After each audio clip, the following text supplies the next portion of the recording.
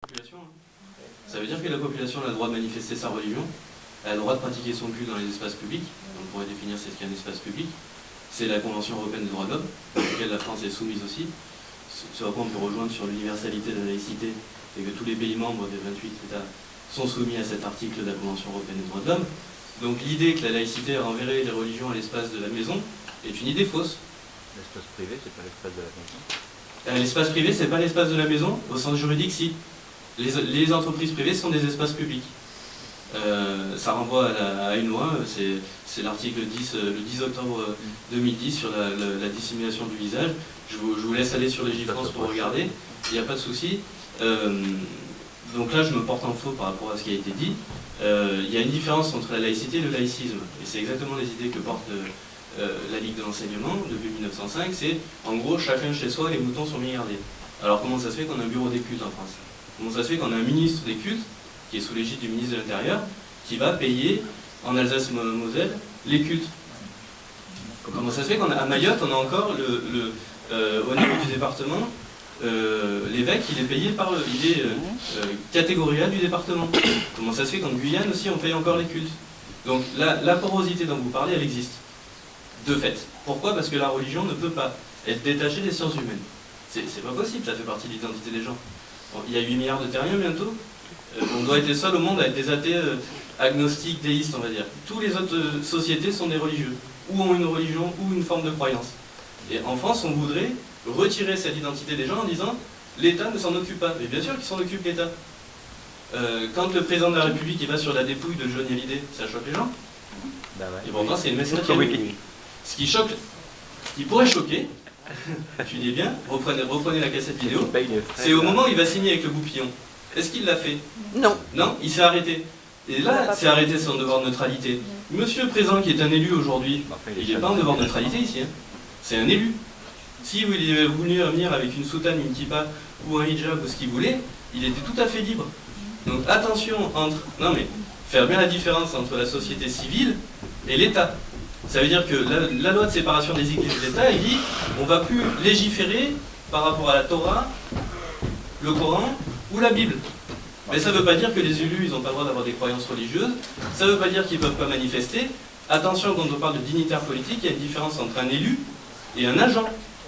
Autant ce prof de mathématiques, il est complètement hors des clous par rapport à sa fonction, celui-là il mériterait voilà, de prendre un blâme, parce qu'il est en devoir de neutralité, même pas par religion pour lui-même. Autant un élu, un citoyen, les personnes dans cette salle, mais heureusement vous avez le droit de penser ce que vous voulez. Et je reviendrai sur une toute petite chose, c'est que la laïcité n'est pas le fait d'empêcher les conflits. C'est le fait de conditionner les conflits à pouvoir échanger en toute sécurité. Ce qui n'est pas la même chose. C'est comme si vous disiez, on est dans un couple, on ne s'embrouille jamais avec ma compagne. Est-ce que le conflit n'amène pas quelque chose? C'est pas le conflit qui pose problème, c'est comment on le mène. C'est sûr que si c'est les conflits à travers la Kalachnikov, là pour le coup c'est vite résolu. C'est ça le principe de laïcité. C'est de dire dans une société, tout le monde peut accéder à la citoyenneté, mais pour autant tous les citoyens français ont une identité qui est différente. Ces gens-là peuvent discuter, ne pas être d'accord, et pour autant vivre en harmonie. C'est le terreau du vivre ensemble. Moi, par exemple, je vais prendre mon cas tout à fait personnel, je suis un spécialiste de l'islam, et pourtant je suis athée, et c'est pas contradictoire, je vais pas imploser. Je ne vais pas d'un coup exploser parce que d'un côté je suis arabisé, je suis capable de bien connaître le Coran et d'un autre côté j'y crois pas du tout. Il n'y a pas de contradiction. Il n'y a pas de contradiction non plus quand un élu vient dans une synagogue parce qu'il est invité. Est-ce qu'il se met à prier avec les autres? Non. C'est juste un élu qui est invité comme nous ce soir et qui vient par politesse, qui va mettre une kippa parce que c'est les règles de la synagogue. Et ça pour tous les lieux de culte. Donc arrêtons de voir des diables partout où il n'y en a pas. Il y a des problèmes qui ne dépendent pas du principe de laïcité en France, qui dépendent d'un problème éducatif de l'école, qui est un vrai souci. Il y a un problème de radicalité, mais dans toutes les formes de radicalité. Il y a un problème de formation des ministres des cultes, imams, rabbins, prêtres. Vous mettez ce que vous voulez à l'intérieur. Mais est-ce que c'est à l'État de gérer tout ça? Je ne sais pas. Est-ce que quelqu'un dans l'État est capable de dire lui c'est un bon rabbin, lui c'est un bon Bouddha, et lui c'est pas possible ça. Donc, du coup je rejoins le monsieur sur la loi de 1905. Aujourd'hui on veut retoquer la loi de 1905 en disant il faudrait choisir qui sont les bons imams de qui sont les mauvais, ou comment tu vas faire. Quels critères tu vas poser pour savoir? Ces règles-là, elles existent déjà. Ça s'appelle la police des cultes. C'est les articles 27, 28, 29 de la loi de 1905. Les cultes sont des lieux publics dans lesquels peuvent intervenir la police pour enfermer les personnes ou les mettre à l'amende. Toute personne ministre des cultes qui n'aura pas des propos qui soient républicains. Qu'est-ce qu'on attend pour appliquer la loi? Le Naoum. Oui, simplement par rapport à la porosité et pour qu'on soit tous en toute transparence, quand un monument, on a cité tout à l'heure une église, un temple et une synagogue, sont classés monuments historiques, bien évidemment, c'est l'État qui va pourvoir à l'entretien. Et je crois qu'il faut qu'à ce moment-là, on soit suffisamment lucide pour ne pas déclencher de polémiques qui soient totalement aberrantes, quoi. On ne va pas laisser s'effondrer un monument, et on sait qu'on tient un certain nombre de monuments en France, et puis bon, je crois que le plus gros patrimoine aujourd'hui, c'est plutôt un patrimoine religieux.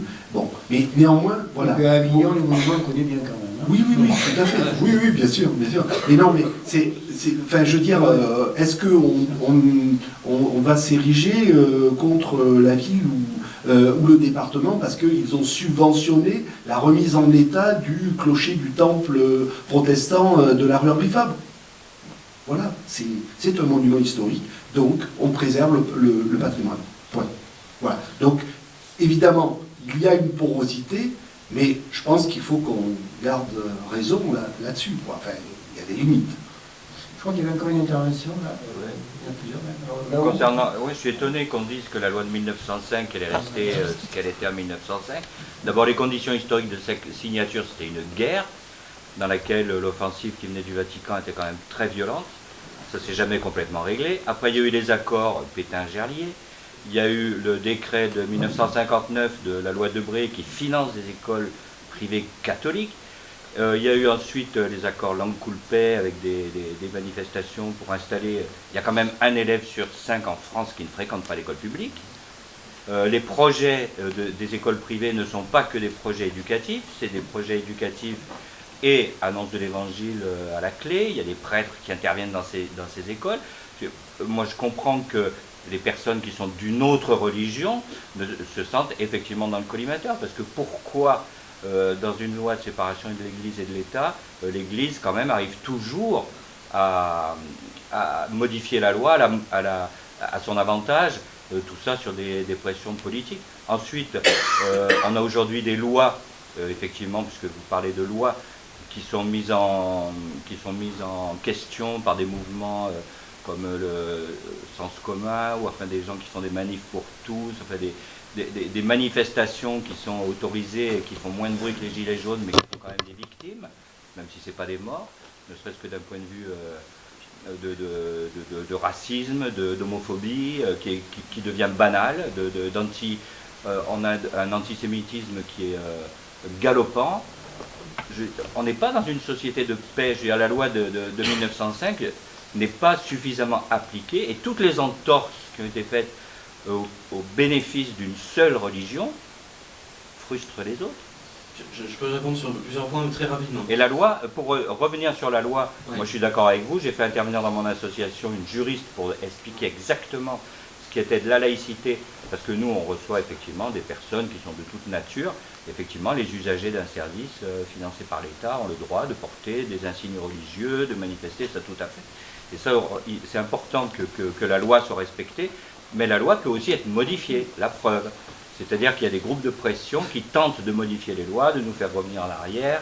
Il y a les évangélistes qui sont en pleine expansion, il y a des églises évangélistes qui fleurissent de partout, mais on voit que les mosquées. Il y a quand même un petit problème. Je n'ai pas dit qu'il n'y avait pas de problème dans la société française.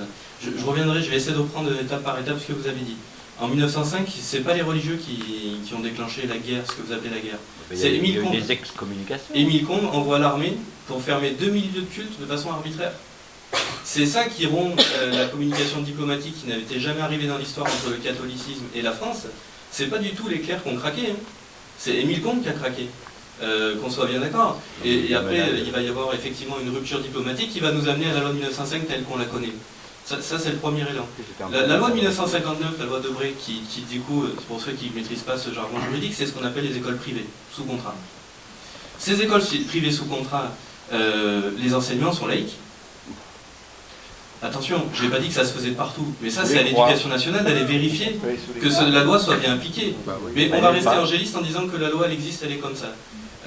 Les enseignements sont laïques, les profs sont d'État, ils ont des concours. Non, c'est pas le même concours, pas la même formation. Ah non? C'est un concours d'État. Ah ça c'est complètement faux. C'est un concours d'État. Les profs, ils passent c'est un concours d'école privée, mais c'est un concours d'État. Privé catholique. La formation elle est à Lyon et je peux vous dire que c'est lié à les enseignements de la loi Debré sont des enseignements laïques. Ceux qui sont sous écoles sous contrat, leur enseignement religieux, il est deux choses à la fois, facultatif et hors des temps scolaires.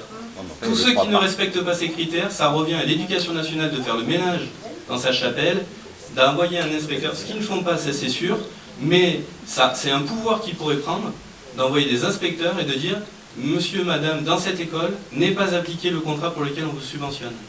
Et pour les écoles hors contrat dont vous faites référence de façon tacite, les valeurs de la République s'appliquent à toutes les écoles. Et les programmes scolaires s'appliquent théoriquement à toutes les écoles. C'est-à-dire que si vous faites l'école à la maison, l'inspecteur de l'éducation nationale est censé passer chez vous pour vérifier que votre enfant il maîtrise les savoirs de base. Qu'est-ce qu'on attend pour le faire dans les écoles coraniques et les écoles hors contrat? Encore une fois, l'arsenal juridique, on l'a, on n'utilise pas. Donc la société, bien sûr qu'elle a des problèmes, mais si en plus on n'utilise pas les pouvoirs que la démocratie se dote envers elle-même, évidemment qu'on va vers des problématiques. On n'utilise pas la police des cultes. L'éducation nationale ne fait pas vérification de la loi de 1959. Mais ce que vous me dites, j'ai déjà entendu. Des parents, que j'en reçois des parents d'élèves qui me disent « Mais moi, mon enfant, il fait de la catéchèse en plein milieu de la journée. Est-ce que vous avez râlé? Ah ben non, moi je savais pas que c'était pas normal. Qu'est-ce que vous voulez faire à un moment donné? Oui, c'est pas appliqué partout. Mais la loi Debré, normalement, elle devrait protéger les élèves et devoir pouvoir accepter tout le monde d'ailleurs. Elle n'a quand même pas été faite pour ça. Alors, qu'elle ait été faite pour ça, encore une fois, c'est la philosophie des lois, je ne suis pas là pour juger. Moi je vous dis ce que ça devrait être. Après, vous envoyez sur différents autres sujets. Attention à ne pas confondre, et c'est mon combat de la Ligue de l'enseignement, art religieux et laïque. La laïcité, c'est la tolérance. L'athéisme, c'est autre chose. Ce qui est art religieux, c'est-à-dire c'est l'exclusion du religieux d'eux. Voilà. L'exclusion du religieux d'eux mène à un autre extrémisme qui se nourrit des fondamentalismes religieux. C'est-à-dire qu'il y a deux mouvements qui se nourrissent l'un l'autre. Vous avez les fanatiques de la laïcité, c'est ce qui est dit page 127 de votre livre d'ailleurs, j'ai retenu la page parce que ça m'a frappé. Il y a les fondamentalistes de la religion et il y a les fondamentalistes de la laïcité, ceux qui vous disent les religieux ils sont bien mais qui restent chez eux. Non, déjà c'est pas juridique en France, c'est illégal parce que c'est cette vision du monde. C'est la vision par exemple de notre ami Manuel Valls. Ce monsieur qui a été quand même Premier ministre en devoir de neutralité pendant un certain nombre d'années, qui nous disait ils nous font chier les religieux, qu'ils arrêtent de manifester. À quel moment t'as raté ton droit, jeune homme? Il a quand même financé la cathédrale de... Non, vous faites erreur. La mosquée de Drancy, les parties religieuses, elles appartiennent au privé. C'est les parties qui sont culturelles qui ont été financées par l'État. Voilà. Comme la grande mosquée de Nanterre, la bibliothèque a été financée par l'État, l'université a été financée par l'État, mais la mosquée elle a été financée par les oyer.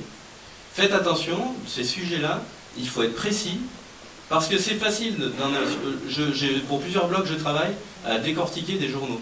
Je peux vous dire qu'aujourd'hui, des journalistes qui écrivent correctement sur la loi 1905, j'en ai pas vu. Ça met des amalgames de partout. Ça vous parle de crèche aux périodes de Noël alors qu'il n'y a pas de débat, le Conseil d'État a déjà tranché. Ça met de l'huile sur le feu partout où en fait on était sur sur la paix sociale. Partout où ces sujets émergent, on y va de la polémique parce qu'en France on adore faire de la polémique, mais il n'y a pas de polémique. Il suffit de se pencher un peu sur le savoir, ce qui est promu dans le spectacle, sortir des dogmes et aller vers la connaissance. La polémique elle apparaît chaque fois qu'il y a un progrès social. Quand ça a été l'avortement, voilà, ça a été une polémique. Et vous avez raison. Et qu'est-ce qui peut empêcher dans une société on se sert des attentats pour dire voilà, l'islam, machin, et les amalgames. Attentats, islam, excusez-moi, ben oui. je ne suis pas musulman, mais je suis en train de dire. Expert de la chose. Et non, il y a des amalgames entre. Et ceux qui font des attentats, excusez-moi de faire la part des deux choses quand même. C'est magnifique. Ouais. Non, mais chaque fois qu'il y a un problème. Est-ce que les 1,4 milliard dans le monde de musulmans sont des terroristes? Non, justement, je dis le contraire. Oui, il dit le contraire, là, oui. Mais pas islamiste. Je dis qu'il y a des amalgames quand il y a des problèmes, il y a des amalgames qui se font, et qu'il y a certaines religions qui sont quand même plus... J'ai deux questions que- rapides. Une à monsieur qui parlait de monuments historiques tout à l'heure et une à son voisin. En ce qui concerne le monument historique, si une mosquée est déclarée monument historique, c'est l'État français qui va assurer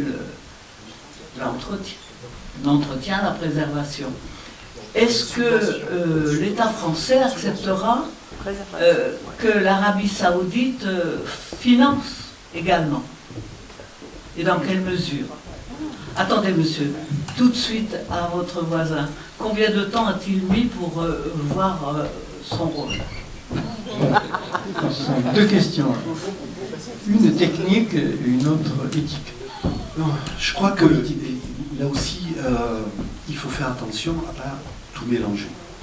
Si un pays étranger décide de financer l'entretien d'un monument historique français, c'est de l'ordre du mécénat. D'accord? Il n'y a pas de règle particulière. Il se trouve qu'il y a une connotation, on parle d'Arabie Saoudite, donc bon, voilà. Mais c'est de l'ordre du mécénat. Enfin, on a bien créé un loto pour entretenir un monument historique, donc on ne sait pas qui a acheté les billets, hein, mais bon, voilà quoi. Donc je crois que si l'État avait, allez, on va se dire les choses comme ça, si l'État avait les moyens d'entretenir l'ensemble de son patrimoine, je pense qu'on n'aurait pas besoin de faire appel à d'autres mécénats. Voilà. Donc, voilà. Je ne sais pas si je réponds totalement à votre question, mais en réalité, c'est par défaut.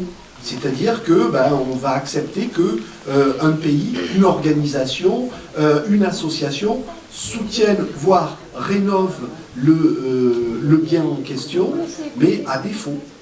À défaut. La question à Raoul Raïs. En comptant les répétitions et puis le travail personnel, ça fait 2 mois grosso modo, 2 mois de travail. Mais après c'est mis bout à bout, parce que c'est aussi, pour travailler la mémoire, on fait aussi faut oublier aussi le texte pour s'en souvenir.